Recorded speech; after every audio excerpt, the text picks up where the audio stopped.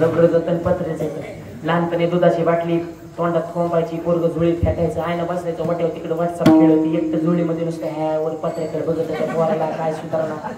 बाटली दूध संपलं, पुचानं जाताना कुर्तानं लबराचा तुकडा त्याच्या नरड्यात गुतला, चेहऱ्यात लागली. त्याची मम्मी पोराकडे आली, तोवर पोराने डोळं पांढरं केलं होतं, एक फुटा नाही त्या बाटलीचा.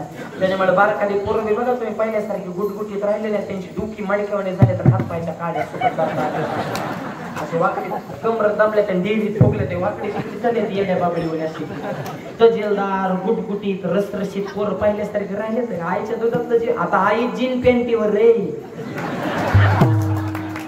काय धर्म ठेवलाय का आपण? खेड्या पाड्याने तरी तुमच्यासारख्या सात्विक माता मावल्यावर जरा वाटतंय महाराष्ट्रात कीर्तन चालू, जरा असं कुंकू पदर वगैरे असं जरा थोडं बघितलं तरी वाटतं बा आपण महाराष्ट्रात आहे. त्या पुण्या मुंबईकडे गेल्या तर नुसते उदासीच भरती, कोण कोणाचे कपडे घालीन ह्याच काय मिळतं, सगळं अवघड होऊन बसले माझं. आणि आणखी एक वाक्य सांगतो का, आपल्या धर्माला दुसरा धर्म धोकादायक नाही, आपल्या धर्माला आपणच धोकादायक. आपल्याला दुसऱ्याच स्वीकारायची सवय लागली ना. मला अशी कोणती गोष्ट ती वडल्या वारीक होती, वडल्या वारीक होती, मला नाही येत देवाना किती सोपी बिडी वडल्या वारीक होती नाही, ह्याला बाप रोज ओढत ती बघत बिड्यावलेले चॅप्टर असतात. पुरी गावागावात नाटकं व्हायची, नाटकात काय महिला काम करत होतं जुना काळ, एखादं स्त्रीचं पात्र असले तरी पुरुषच करायचे. गावातल्या पोरापोरांनी नाटक बसलं द्रौपदी वस्त्रहरण, पण त्यांना द्रौपदीच भेटा म्हणजे पोरग तर तसं पाहिजे ना, गोर गुमट नाक्षात ते द्रौपदीला मॅच झालं पाहिजे ना. एक पोरग भेटलं पण त्याला होती बिड्या ओढायची सवय, तो म्हणा मी द्रौपदी होतो पण बिडी शिवाय नाही. पोरं म्हणे बिड्या ओढ, पण त्याच्या मागे गेल्यावर तुझं सॉंग आलं बिडी फेकून जाऊन सॉंग करायचं. ओके, द्रौपदीने साडी घातली, मेकअप केला, चामचाम करायची. द्रौपदी नुसती बिडी तोंडाला झुरका वाढला, पडदा उघडणार होते, जेस पिलं होतं त्याला टायमिंगच कळालं नाही. पडदा उघडायला, बिडी तोंडात धूर वाढायला, आणि द्रौपदी तेजवर यायला एकच टाइम. गडबडीत बिडी फेकली पण धूर कुठं फेकता येते द्रौपदीला, तसंच मारुती म्हणे गाल जॅम फुगलेलं, तोंडात बिडीचा धूर तसाच द्रौपदीच्या.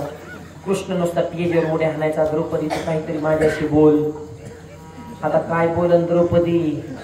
द्रौपदी मनात म्हणे कृष्णा मी जर बोलले तर लोक तुला हाणत्यानं मला हाणत्याने, माझ्या तोंडात बिडीचा धूर आहे, मी तरी काय करू?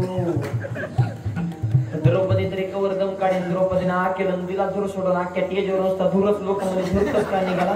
कृष्ण मला मला माहिती तुझा जन्म अग्निकुंडातून झाल्यामुळे अजून सुद्धा धूर निघतोय. द्रौपदीचा जन्म यज्ञातून झाला म्हणजे तवाचा धूर आहे ना, अजून जाते खाते. लोक म्हणजे खरे खरे काय कळतो लोकांना तरी की कृष्ण विकास कृष्ण सुद्धा हत्याला बिड्या वाढणारा होता नाटकातला विठ्ठल. आईला काय आवडतंय? बाळ. पतिव्रता स्त्रीला जर प्रश्न केला तुम्हाला कोण आवडतं, तिचं उत्तर एकच आहे, पतिव्रता स्त्रीला फक्त तिचा पती आवडतो. पतिव्रते जैसा व्रतार प्रमाण आम्हा नारायण तैसा. आणि त्या मालका इतकी एकनिष्ठतेची सेवा आहे की तुका म्हणे पतिव्रता तिची देवावरी सत्ता.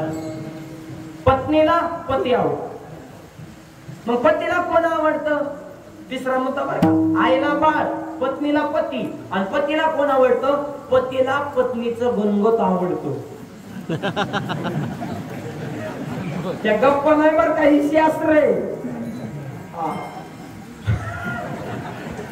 पत्नीला पती आवडतो, पतीला पत्नीचं गुणगत आवडतं. सासरा मामी तिकडला कुणी असू द्या, मग त्याला इतकी सेवा, अरे बापरे नावच काढू नका. आणि सध्या तर इतके आवडायला लागले तर माणसं. सध्या कसं झालंय सांगू का? कलियुगातला पोरगा आहे बाबाकडे पाहिला डोकून सासऱ्याला राम राम म्हणतात. किती लोकांनी जरी सत्ता कमवली तरी भारताचं ब्रीद वाक्य एकच आहे की सत्यमेव. का असं आहे का सत्तामेव जे येते? नाही, सत्यमेव किंवा सत्यम शिवम सुंदर. सत्य शिवस्वरूप आहे, जे शिवस्वरूप आहे ते सुंदर आहे. जीवनामध्ये सत्य स्वीकारायला शिका. सत्यवादी माणसाला सत्य आवडतं, मद्यपी माणसाला मद्य आवडतं. पेताडा माणसाला तुम्ही अमृत पाजा तरी ते म्हणतात नाही हे आपला ब्रँडच नाही, म्हणतात आपल्याला चपटी द्या. 70-80 रुपयाची कामच झाले त्याचं मायबाप. ते मी सांगत नाही, गाथा सांगतोय. नरुचे गोड